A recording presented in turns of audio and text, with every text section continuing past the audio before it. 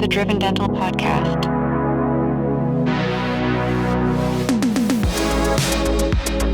So we're here today with Estrella, and she has been with us for almost 2 years now. And I'm really excited to sit down with you because even though you've worked with us for 2 years, you're in a leadership position in a large practice that has eight hygienists. We've never really had a one-on-one.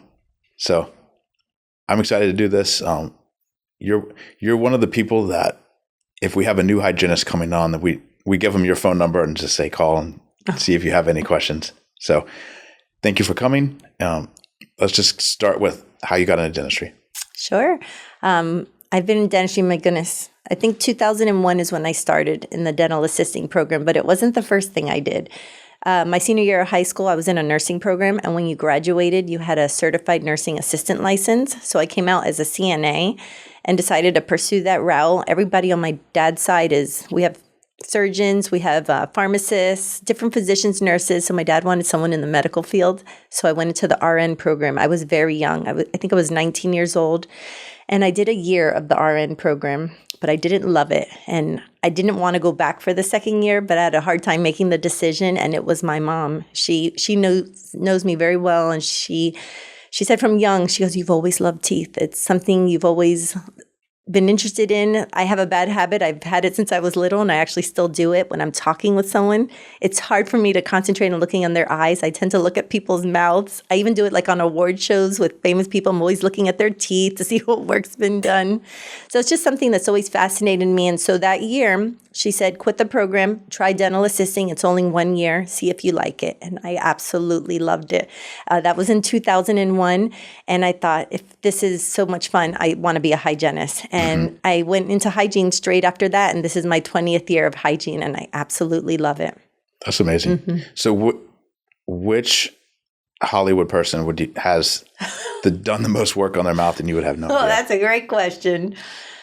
I have no idea. A lot of them have had a lot of work done in their mouths. What's even more interesting, you think of like the disposable income they have, you can tell how many don't even take care of it. I think that is more like, I sit there and I look at award shows and you can just see Perio and different things, and I sit there and think they could have done something about that. So have you seen Will Ferrell's teeth? Well, no, but I do love Will Ferrell. I should really look at his teeth. Look at the bottom. Absolutely. That's hilarious. I'm glad I'm not the only one that does that. So you've been a hygienist for 20 years now. Yes. Was it all at one practice? Yes, I started as a dental assistant with my previous doctor before I came here with Operation Dental. I've worked for the same doctor the whole time. I was there for 20 years. So I started out as his dental assistant, and then when I graduated hygiene school, he brought me right back as a hygienist.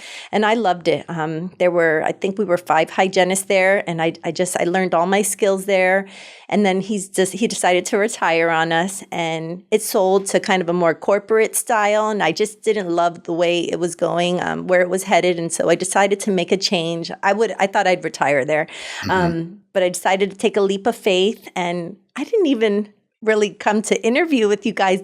I don't even know if you know that story, how that happened. That was very organic. I actually came to visit my friend Addie over at the DeBerry office.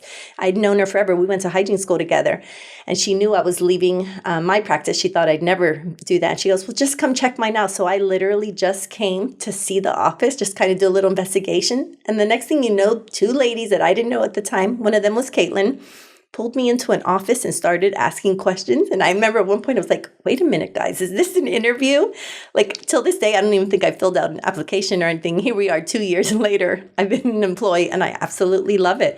So this is my second only practice in my life. I mean, I've interned at other places when I was a dental assistant. So I've seen what other practices are like, endo, ortho, different things. But I've been general practice all this time with 1 doctor and now with 3 doctors. And I love it. So was the first practice fee for service? Yes. Okay. Yes.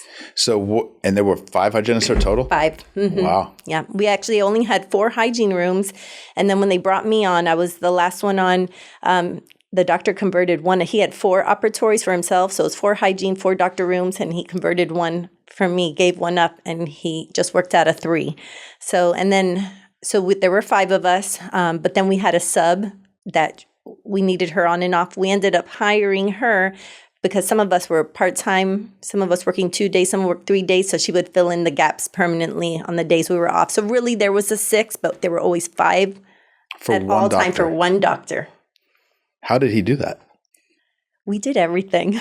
We did everything for him. Even his dental assistants did everything. Like I find Dr. Wells precious at our office. Sometimes he'll go and he'll look for his own instruments and stuff. I'm like, he knows where things are. My other doctor would have never known where anything was. We did everything. He Right. would have never been able to find an instrument to save his life. So Right. he just had a lot of faith in his assistants and us and his exams. He was in and out. We used to say he works on roller skates. He'd pop in and out. But it's different now. But dentistry has changed. We are so much more comprehensive. We care so much more about medical histories and what's going on with the total patient. So I worked for an older doctor where kind of more lax about stuff like that.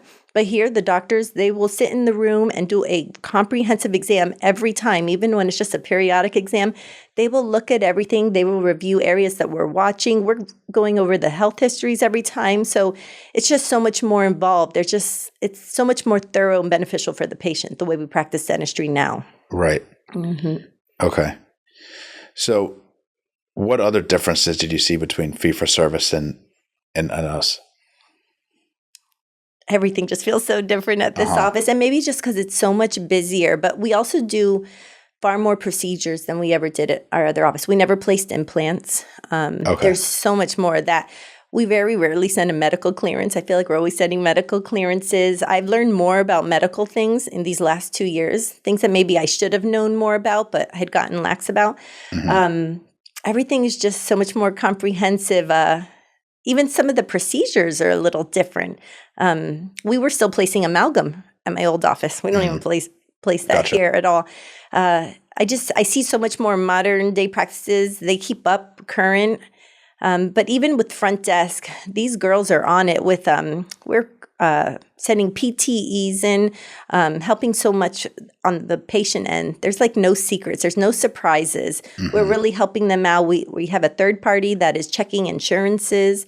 I just feel like in every way it's more comprehensive. It's a lot more work on the part of an office, but for the patient, that's what you want. Right. So what does a hygienist need to know to be able to help a doctor then with the exams? First of all, I always say the hygiene team is the backbone of a practice. Without a hygiene team, there may not be a practice. They come to see the hygienist. Everything that happens in that room is how they come back to see the doctor. So everything has to go pretty great for the patient. A hygienist needs to know that you are the doctor's right hand. Yes, the assistants are when they're in the room with them. But when I do my COEs, even a periodic exam, there is nothing that patient doesn't know before the doctor has walked in. I never want it to come first from the doctor's mouth because dentistry as a whole doesn't have the greatest reputation for people. They come in having already maybe had bad experiences at other offices. So if the doctor's going to come in and say they need a crown or different things, it already might have a bad taste in their mouth. But if they heard it from the hygienist that just spent an hour in their mouth and has built a rapport with them, we talk about our families, our kids, vacations, they're already so comfortable. Then I sit there with every diagnostic tool I've taken, whether it's the radiographs, whether it's the intraoral photos, which is a huge benefit for a hygienist. Use those photos because that's what the patient can see. I put it on that screen in front of them. We talk about this, and I always say, I'm going to be the bad guy. So when the doctor comes in, he's not the bad guy. And then sometimes they'll come in and joke the doctor is bad cop, good cop routine. But you got to do all that pre-work so that when he comes in, you have softened the blow. That is the best help you can give to a doctor. And 9 times out of 10, they're like, yeah, Estrella told me that already, and I had a feeling. And sometimes I'm not sure which way something's going to go. I sit there and say, this could be a filling, but it might be a crown. This one's kind of borderline. And then, or sometimes I prepare them the worst way. I'm like, oh, I totally think he's going to tell you need a crown. That's quite a crack you have there. And then the doctor comes in and he'll be like, I could put a filling in there. I'm like, see, I'm so mean. It's a good thing he's a dentist and not me. But there's just so many ways to go around it. But I don't hide any secrets from the patient. I tell them what he's probably going to say. You know, we don't diagnose, obviously, but I say, these look pretty suspicious, and I just don't want you to be surprised. You're going to have a handful of teeth that need some work in here. So you just got to have your doctor's back. But you also have to have a good relationship with your doctor. I love all 3 of mine. They trust my skills. I trust their skills. So if you're there not just for the paycheck, you're there because you're a team and you really want to see your practice thrive, that is the best thing you can do as a hygienist for your team, for your doctor. Just have each other's back. You know, just do what's right all the time for the patient. And your doctor will love you for it. What are some like specific examples you can give on how to build trust with your doctor? Just always agree with your doctor. And if you're working for a good doctor, if you're working for a bad doctor, it's time to change your job. I have 3 awesome doctors. I have never seen them do anything that I wouldn't do on my own family member. They never lie. They tell the truth, even when it's not popular and you have to give some really bad news. And they say it in a nice way. So if you can build trust with your doctor, you got to obviously trust them to start out with, which I do. But I confer with them all the time. Sometimes I'll go in their room. Can we have a little consultation about this patient? Or yesterday even, I had this patient came in. She almost checked every marker on that medical history. And I was like, I have no idea if he's going to even let me touch her for a prophy today. I went in there, it was on his lunch break, sweet Dr. Calhoun, and I busted in his lunch break. I was like, hey, just look at this. What do you want me to do here? And we actually needed to do deep cleanings on this patient. But this is when you work for a good doctor. He's like, we can't start with that. There's so much medical here. Her A1C is out of control. We looked at everything. He goes, just do a prophy in there today. I'll go in there and I'll talk to her. I can already tell she has needs based on the pictures you took, but we're going to wait to see what the doctor says. If we can get her A1C under control, then we can start attacking these. Another practice would just go in there and be like, they wouldn't even care. They're just like, we're going to do all this work. Because she was game. She was like, I know I have a lot of stuff to do. She would have been probably okay if we started something that day, but he cares that much. So when you have good doctors, you just work with them. I'm not afraid to talk to my doctors about anything, even if I'm like, I really don't think we should do this because of this situation. You have to do it long enough to feel confident to talk to a doctor. Sometimes my new girls out of school, they're a little nervous, so they'll come to me first. I'm like, go ask the doctor. Like, they're not scary at all. But I trust that I can ask them questions. If I don't know something, I will go right to them. Or a lot of times they'll be like, I trust your judgment on that. It just builds a good relationship. Just do the right thing.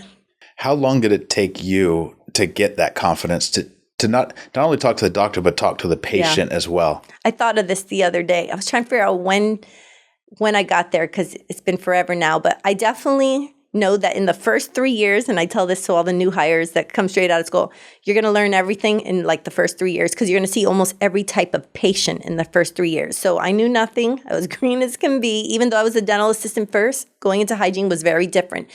But you saw every type of patient and different personalities. But I would say almost a decade in, probably around there, because I was also very young when I started. I think I was 21 maybe. So, with age and experience and just life in general, being married and having kids, all that helps you just be a well-rounded person. So maybe a decade in. So now it's like I could do it in my sleep. But I'll tell you what's super important. Hygiene isn't just about hygiene. It has very little to do sometimes with teeth and gums. It is about the human. Yeah. We live in a world where people don't talk. People aren't friendly.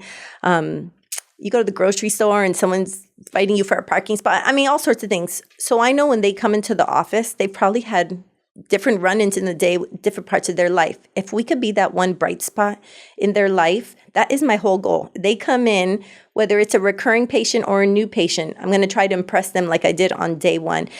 People will not always remember what you did. They're going to love a good cleaning, but they're not always going to remember that. They're going to remember how you made them feel in the chair. And that's what's going to make them come back. And I've learned over the years, I'm not as book smart as maybe some of my other hygienists. There are things I'm not going to remember that I learned forever ago.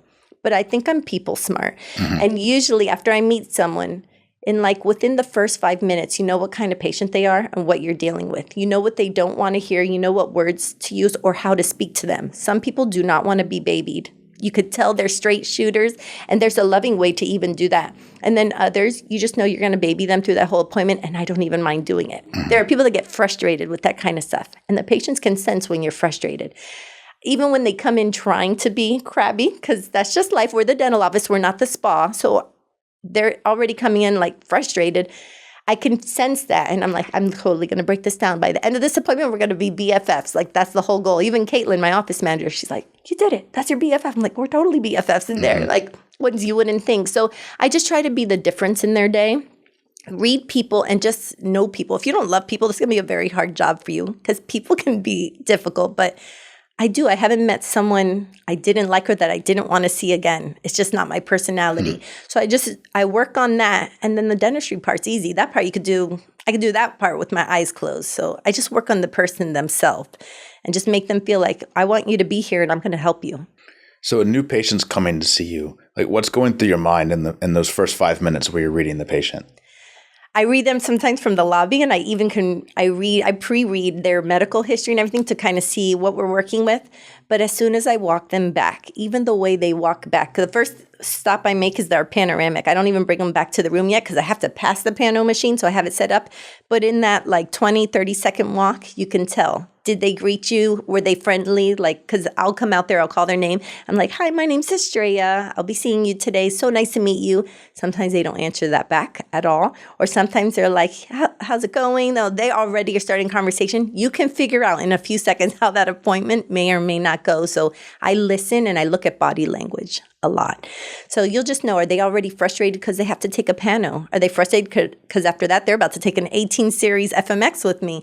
You can just kind of see how things are going. And so it kind of shows you how you need to start speaking, how you need to talk, is educating them, but doing it in such a loving manner that it's hard to fight with someone when they're being really, really nice to you. So I never try to give any grief back to a patient.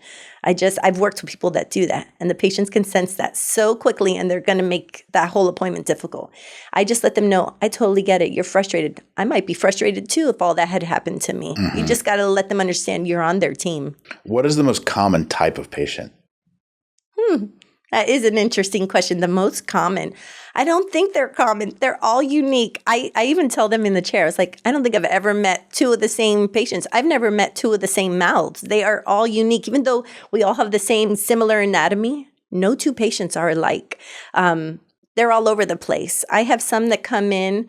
Lately, I've had a lot of criers in my chair. There's a lot of emotions going on in the world right now. People are upset about things, and I just let them have their moment. I may be the only listening ear they have all day. I've had people crying over marital issues. There's been a lot of depression. Even I had a new patient yesterday, and she made it very clear to us, all this is a mess. My blood sugar is a mess because I'm in a deep clinical depression. They've upped all my depression meds. So you see a lot of strife in patients right now. And then there's others that come in, they're so chill. They just love to be there. They kick their shoes off like they're literally at the spa. It's a mixed bag of chips. I don't know that there is a common patient. They're all over the place. And I love them all. So what are some adjustments you make? Let's say you have a patient that is like less talkative or even grumpy with you. Like, how do you change? So I turn on the fun factor. When they want to be grumpy, I just cannot let them be grumpy. So I'm like, okay. I ask about vacations. This and that. You could tell they don't want to give it back. Sometimes you do have to back off. I know when to they just want to chill. I go, do you want to just relax? This is what we're going to do. Let me know if you have any questions. I've even had patients come in quite crabby, and they tried to do it the whole appointment, and I never gave it back. I literally smiled and I always say sometimes to them, I have a joke, I'm going to be your cheerleader through this. You could tell they're just not comfortable in the chair, but they want to fight. You could tell. And I've had them at the end literally say, young lady, I am so sorry. I've just been upset the whole time, but you just never made it worse for me. I've literally had them apologize. I'm like, it's okay. We all have a bad day. We are all entitled, and I'm just glad it's me because somebody else might actually give it back to you. That's just how people are. But you never know what people are going through. You don't know what just happened to them at home before they got there. You don't know if their last dental office just really treated them terrible. We have one shot to get it right from that new patient appointment. And then every time they come, you just got to keep that up. It's a game. There's a lot of mental health. I always say I need a few more initials after RDH because I feel like we're a therapist someday. We have to listen to their life and their problems, and it's all connected. Sometimes you hear things that they're going through, stress, different things, and it affects. Now you're seeing all this inflammation and stuff.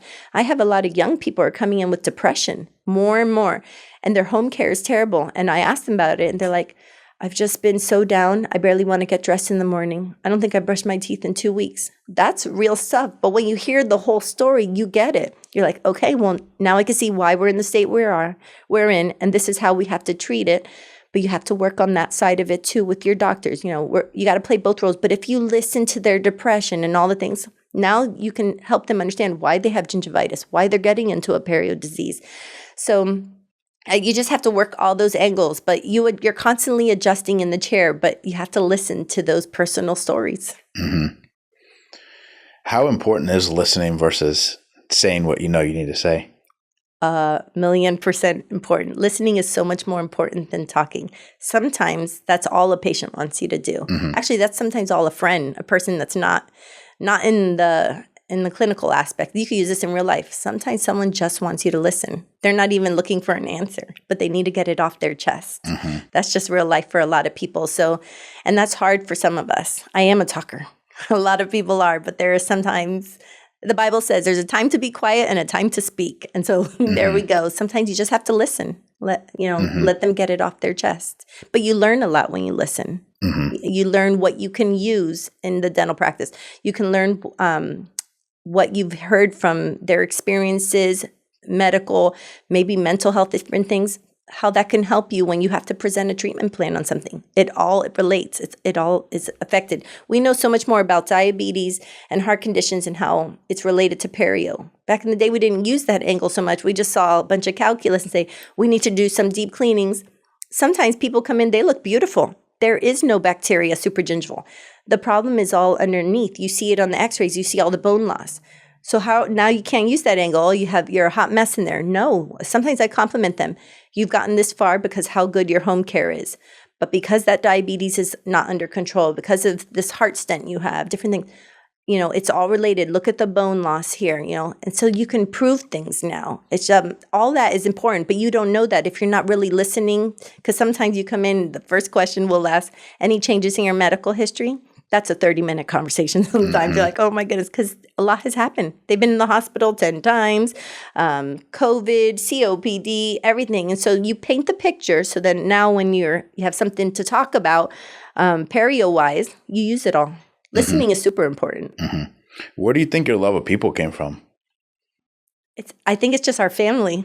You would love my mom and dad. They are very friendly. I'm one of 4 siblings, so grew up as a family of 6. We're Hispanic. We talk to everybody. We love people, love music. So it's my upbringing. My dad, we always say, is Mr. Popular. Everybody in the community knows him. And it's just come natural. I love my friends. I love my family. I love strangers. But I also know the city that I work in. I've lived there for 32 years. Mm-hmm. My parents moved us there when I was only 11. I grew up in DeBerry. So, and it's funny because all my jobs, when I was 14 years old, I was at the Winn-Dixie right down the road. And then when I worked as the nursing assistant, it was at the nursing home that's maybe a quarter of a mile from our office, if that much. And I just slowly keep moving my way up the street. And now I'm at the dental office. So I also run into people I've known forever. The girls laugh all the time, another one. I'm like, I've been here forever. So I just know my community and I love my community. And you want to see it thrive. So, when your reputation's on the line and you know people and you live amongst these people, you're going to do your best. Mm-hmm. Yeah, I guess it kind of answers itself. I was going to ask, if you learn everything in the first 2 or 3 years clinically, then how do you keep hygiene from being so repetitive? That's a great question. So I tell the girls, you'll learn everything for the most part in the first 3 years. You're going to see it all. Then you're on repeat. Mm-hmm. But your repeat is that each patient is unique. Mm-hmm. You'll know how to treat them all from here on out for the most part. There'll be a few little cases here and there. But even though you're working on repeat, every patient is different. And you have to treat every patient like it's the first time you've ever met them. They're the only patient that matters to you in that moment. That's how they need to feel.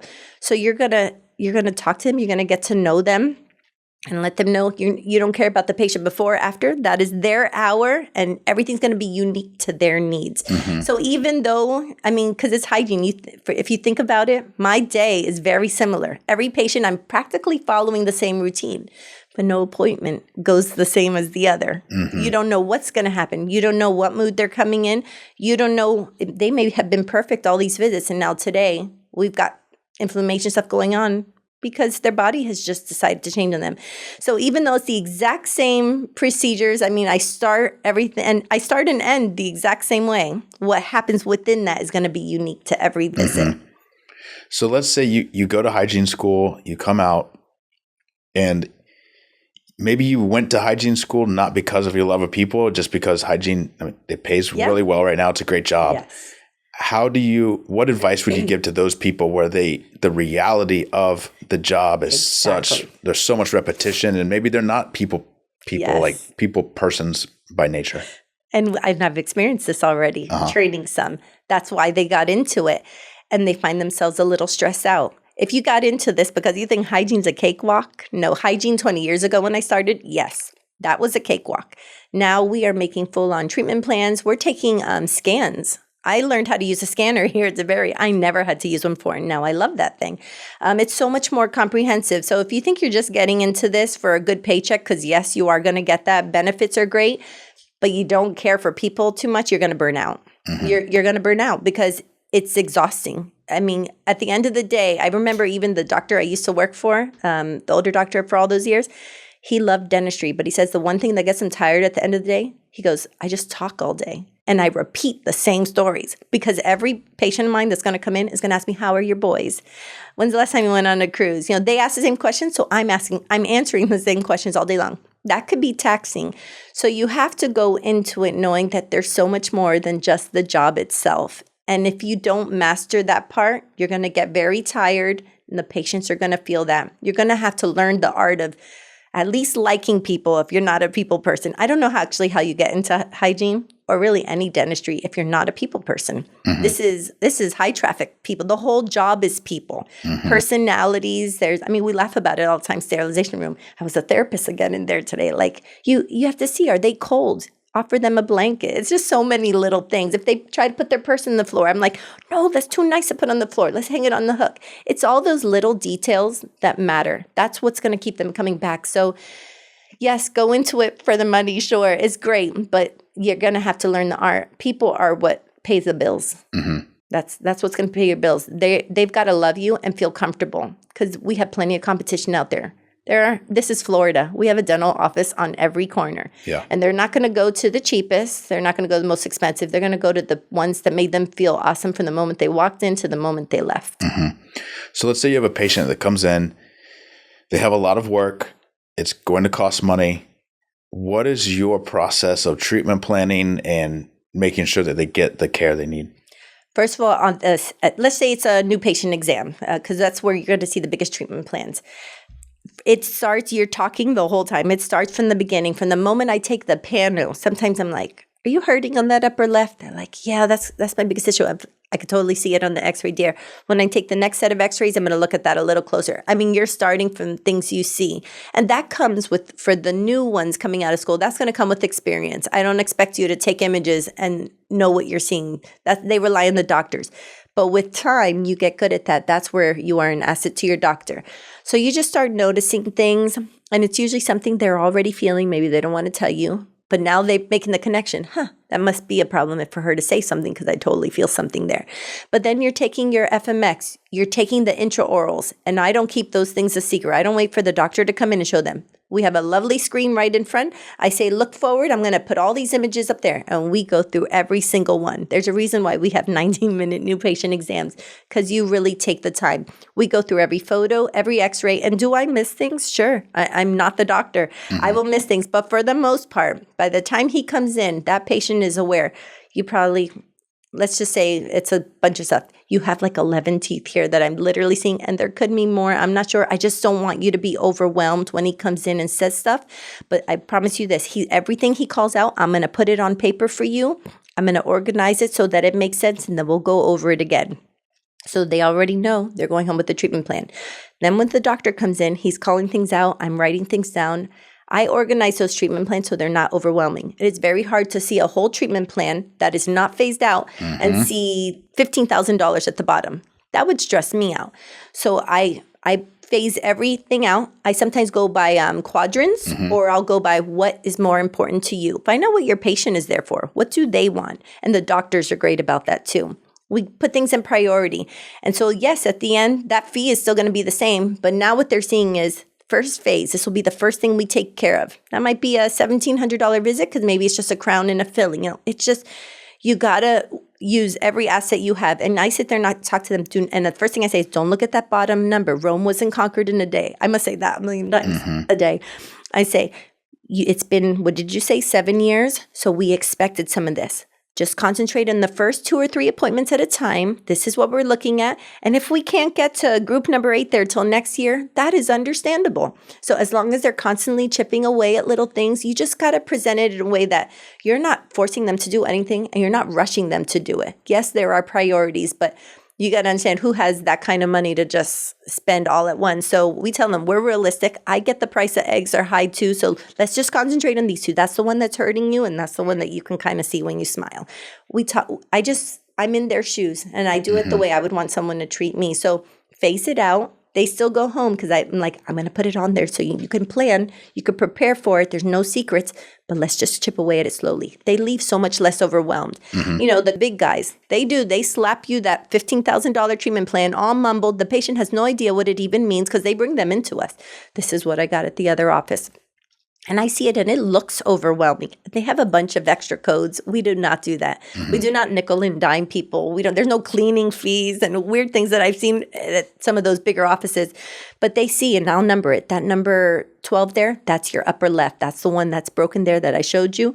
That's the one we're going to put the crown on. You know, you just talk to them and let them concentrate on just a couple of things at a time. It's you put yourself in the patient's shoes. It's not that hard when you really do it on a daily basis. But if it's someone new trying to learn that, it's just a skill you have to learn with time. You just got to have the right personality for it. If somebody's being rude to you or just like unpleasant the entire time, how do you care if they do the work or not? I think I more care that I'm going to turn that personality around. Okay. That's like the whole goal. It's not even about the work. I'm like, oh, Grumpy here, we got to fix this. So the whole appointment, I don't even know how I do it some days, but I'm like, I am not going to give them an ounce of satisfaction to give it back to them. I literally will be I sometimes turn on the smile factor even more. I got my music going in my room. I put a heater on so that they're not cold. Like I set a mood and then the whole time, just like anything I can get you. Are you comfortable? I mean, you got to kill them with kindness. I don't think I've never had anyone walk out on me. And I don't think I've ever had a grumpy person not want to really schedule back. There are rare occasions it has happened where I thought an appointment has gone so wrong. You could just tell. You couldn't turn them around. They were crabby. And I think at the end when I'm rescheduling, I want to schedule them with someone else. So I'll say like, what's a good day and time with you? And I'll schedule it. And I will put it in another hygienist column.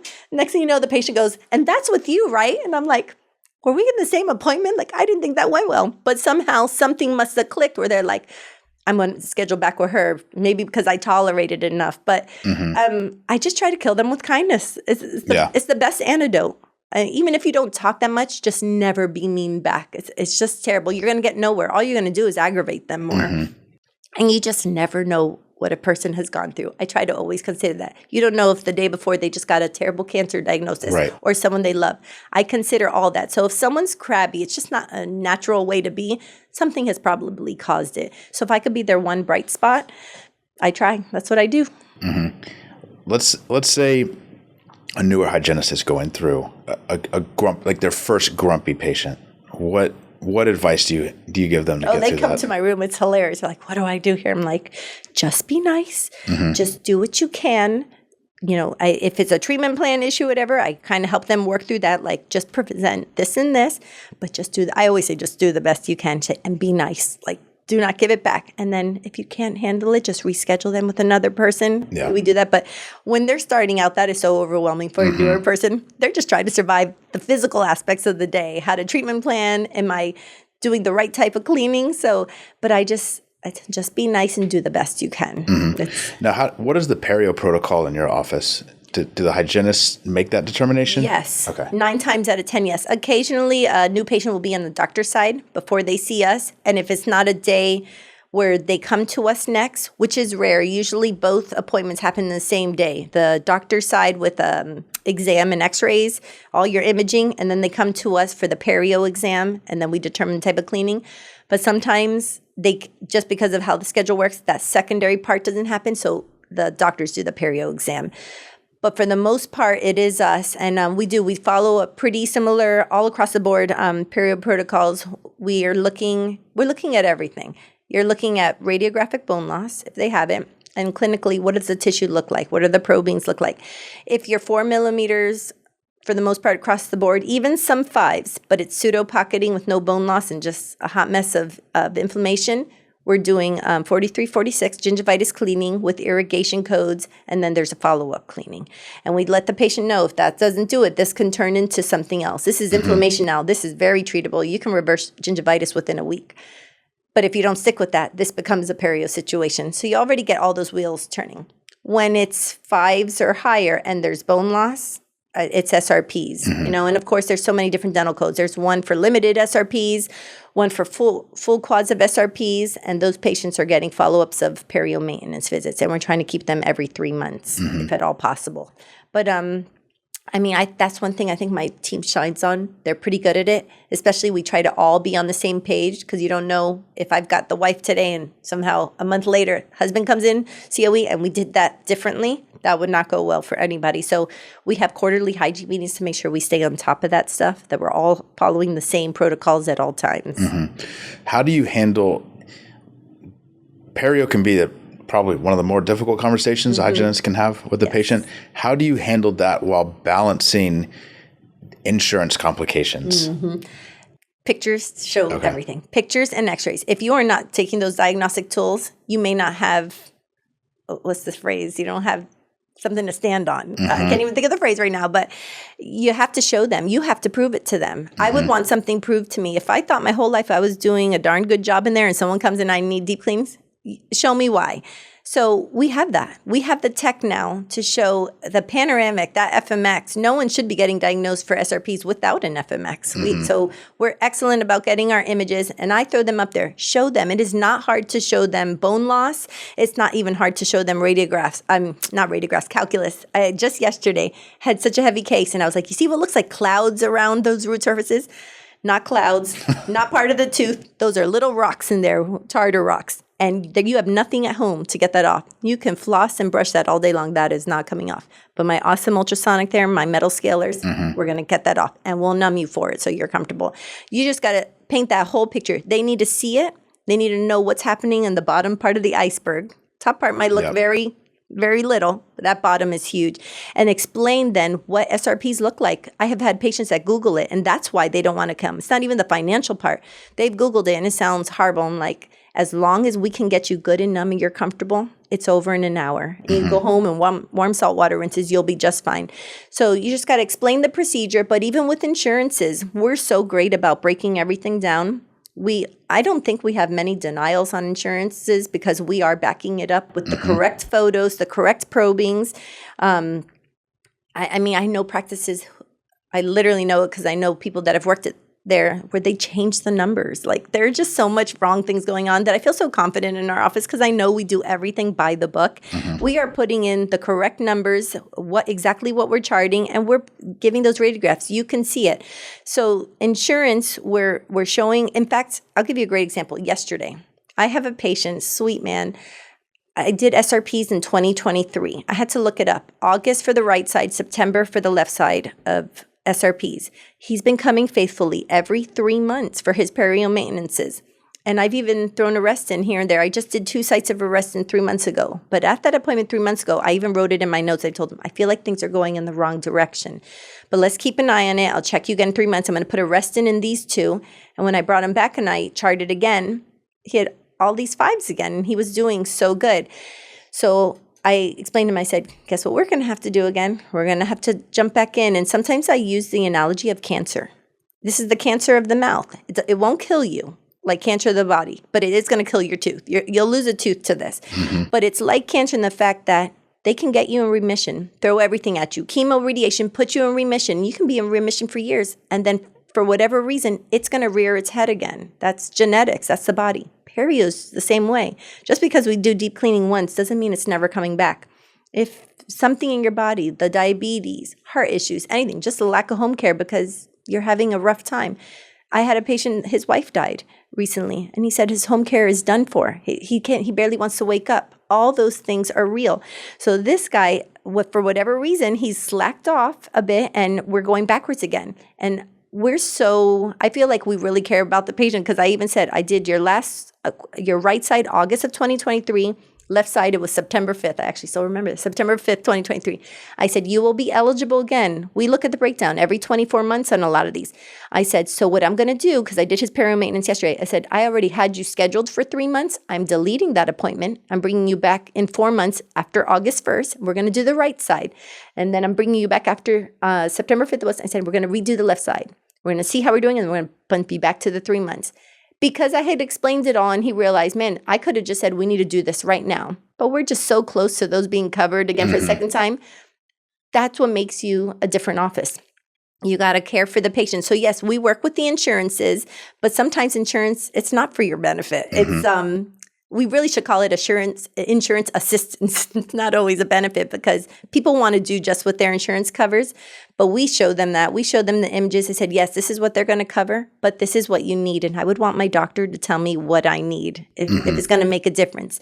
So even if the numbers don't look good, we don't have too many, I don't know that we really have any refusals. It's very rare because we've shown them everything. They know why they need it. If you can do that part, educate your patient, they understand. They don't worry about the insurance part. It usually helps with all those follow-ups. It'll cover perio maintenances, things like that. And even on some of those perio maintenances, I'm seeing a lot more insurances that are covering them 4 times a year.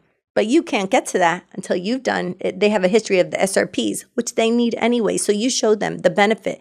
Once you do this, your insurance is going to pay for you to come 4 times a year, every 3 months to maintain this. Whereas if you don't and you just did these regular cleanings, which are not helping you, it's only paying for twice a year. So, just use all your angles you have. I love that we have a third party that checks those before the patient comes in. It gives you so much tools that you can use, but you show them this is where it's not going to help us out, but this is what you need based on everything I just showed you. And this is where you could really benefit from it. So. But one last patient question. Because of where you work, there's a lot of older people at your office. So what changes do you make for somebody who's older versus 20s, 30s, 40s? I kind of feel like we treat them all the same, believe it or not. Who's really good at that? Dr. Calhoun. We will still treatment plan on someone in their 70s and 80s, SRPs if they need it. Because guess what? We also have an older population that likes to do stuff. They like to go out. They want to enjoy life.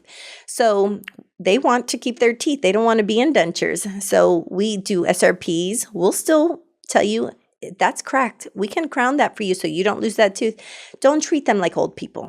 Treat them like a young person that still has plenty of life in them. Now, there are some, they're so medically compromised. We saw patients coming in their 90s. In fact, I think I had a 100-year-old the other day. She was about to be 100. And there's a difference there. You just wanted their teeth clean. And yes, we are going to understand those things and just do palliative care on that. Absolutely. I love that. I think if I ever volunteered in a nursing home, I would love to give them all that palliative care to just keep things fresh and clean. But for the most part, just because they're older doesn't mean they don't want to enjoy their mouth. So we will still tell them everything we're seeing. And then how would you like to go about this? Right. Put it in their court, but at least they know, wow, I'm not getting treated like an old person here. Nobody likes that. Right. What suggestions do you have for hygienists on how to work with other hygienists? That sometimes can be the tricky part, especially in our office. We're all women. It's not always the easiest, but be a team. I have to say, I love my team. There's 8 of us now, and we have each other's back. Just always, don't just concentrate on your column. Yes, that is your priority. But if you have a cancellation or you're just doing better in the day, check on your fellow man. Sometimes we're in there cleaning each other's rooms or starting the other person's x-rays. Or I could see someone's just drowning. They haven't written any charts and now I have a cancellation. I'm going to take your next one for you. You will win major brownie points by being a good team player. Not many offices are like that. I have friends that are miserable in their practices. I have a team that has each other's back. So just always realize you're not a one-man show. You are part of a team. Take care of each other, check in on each other. They know it's an open door policy. Come in my room, and sometimes I have 3 or 4 in a row. And I'm like, oh my goodness, I got to write my charts. But they'll come in and ask a million questions, or sometimes, how would you handle this? It's like borderline. Do I do a 43-46? Do I do a 43-42? And I appreciate that because when I was in their shoes, I needed the help too. So just be there for each other. Right now I have a couple I need to work with on chart prep. We're missing a couple of things. But they handle it so well. They're like, yeah, show me. Like they want to do good. And and I want to know if I'm doing something wrong, please someone I'd rather know it than for the problem to continue, and then people are annoyed with me. So no, we have an open door policy. Come to me. We come to each other. The other day I had a piece of calculus I literally could not get. I tried every tool. I went and got my buddy Catherine. I was like, you got those loops. Can you get in my room? Try this. She literally came in. I don't even remember if she might have been on her lunch break possibly. She went in there, put some gloves, and she scaled. She's like, I don't feel it anymore. We kept taking post-op x-rays. This guy had 2 women working on him to get one piece. I mean, that's teamwork right there. So just be a good team player. Can you talk about how you handled the problems that were in the office a little bit with the outing you had? Oh, well, that's funny. Well, thank you to you guys. Sometimes people just need to let loose a little bit. Sometimes, you're in a high tense practice because it's 3 doctors, 7 hygienists, and I forget how many auxiliary staff. We're a big practice. So it can be overwhelming, and certain times of the year are more overwhelming than others. The end of the year is always wild. Everyone's trying to use whatever benefits they have left, and you got to get them in no matter what. They're going to demand it. And do we try to make miracles happen? Of course we do. So we're working through lunches. I mean, the end of last year was insanity. There was just nowhere to put people, and we were putting people in to make them happy. So you could just tell we were tired. We were stressed out. The doctors were so busy. It was spilling over into coming in late for our exams. We were running behind. We just felt like we were drowning. Some of us hygienists weren't leaving, and sometimes it still happens, but it was worse a few months ago. We weren't leaving till 6 p.m. when the last patient left the office at 5. It was overwhelming. So you could feel the tension in the air. Everyone was unhappy, and we were starting to get crabby with each other. And I just knew something had to change. And one of the, like you said earlier, sometimes it's more important to listen than do anything else. And that's what they needed. They needed to be heard. I know for women, that's very important. We want to be heard, not just seen. And so when we did our quarterly hygiene meeting in January, I remember asking your sweet wife, and I said, I don't think we could do this in the office in like a professional setting. I'm pretty sure I got to take these girls out for some margaritas and tacos and let them get their feelings out. And you guys did. You paid for our dinner. I think that was the longest hygiene meeting of my life. I'm pretty sure it had to be like 3.5 hours because we went right after work. And I remember after 9 o'clock, I looked at the time. I was like, guys, I got to get back to my kids. But it worked. The people that you even thought didn't have a problem, people that never say anything, you think they're the perfect employee. They had feelings. I guess once one gets going, it's like contagious. Everybody talked about what was frustrating. And I said this at that meeting, and my office manager, Caitlin, she's great. She said the same thing. We're not sure that we can solve everything, but at least if we know, it feels so good to know that someone knows, especially someone that is in a position to possibly bring some change. So we didn't make any promises. But what are the things that are wrecking your day, making it so you don't even want to come back the next day? And there was just so many little things. Exams was a huge one. So who goes up to the doctor and say, I'm tired of you being late in my room all the time? I would never. I just want the earth to swallow me whole first. But Caitlin heard all those things. And next thing you know, I'll never forget that Monday. She had all 3 of them pulled in that break room. And I was like, and they came out new men. I was like, what did she say? And they're like, we could never do that. But they realized how much it had affected us. And it clicked on one of them. He said, so you're saying if I get in there just 10 minutes before their appointment ends, I'm already too late? And we're like, yeah, because it's going to take you 10, 15 minutes to get through that exam. You guys are awesome and thorough. And now the other patient's already been sitting there. And I still have to dismiss that patient, make whatever treatment plan you just talked about, and come back, clean the room. There's a whole turnover. Now, by the time I get the next one in, we're 20 to 25 minutes in. Now that's bills to the next one. By the end of the day, you could be running easily an hour late. So when they realize it, but none of that would have happened if the feelings hadn't come out. We talked about kinks in the sterilization room, people leaving trays everywhere. And when everyone realized we're all annoying each other, all of a sudden little things were getting done. Everyone realized this person is doing 5 jobs when really all of us could be doing one of those jobs and split it. And so when everyone realized it, I mean, it was night and day. From a week from that meeting, everything had changed. Are things going to be perfect? No, this is a dental office. I always say we're like the emergency room. It's like all chaos. But those little kinks, if we can keep them to a minimum, it's a pleasant place to work. And we're a team. We're working as a team. Mm-hmm. Do you see any issues too with like hygienists versus assistants, especially in sterilization? That was happening for a while. I feel like that's gotten better. But I also think it's because I have a team of hygienists. We're not prima donnas. I told them, you will clean instruments. I don't care if it's my instruments there or an assistant's. I will always, at the end of the day, I will help those assistants with trash. Last night, I must have had 4 or 5 bags of trash in my hand. One of those was mine. And I don't mind one bit because I know they're also, they probably feel the same way when they're drowning. You just want one person. If you got a free set of hands, make yourself useful. So yes, there was some of that in the beginning. And I think it also because we didn't all know each other. They saw all these new hygienists start, and I don't know what they were used to working with, but there's a stigma sometimes attached to hygienists that they're just going to do cleanings and nothing else. And there was definitely a lot of tension. But now they realize, I have your back. I will go in there. I will clean your room. You guys have my back. Sometimes they rescue me all the time. They'll start x-rays, or if they need me to numb their patient, now we make trades. I'll have one of my assistants, Vanessa, I'll clean your room if you go numb my patient. Deal. So we do.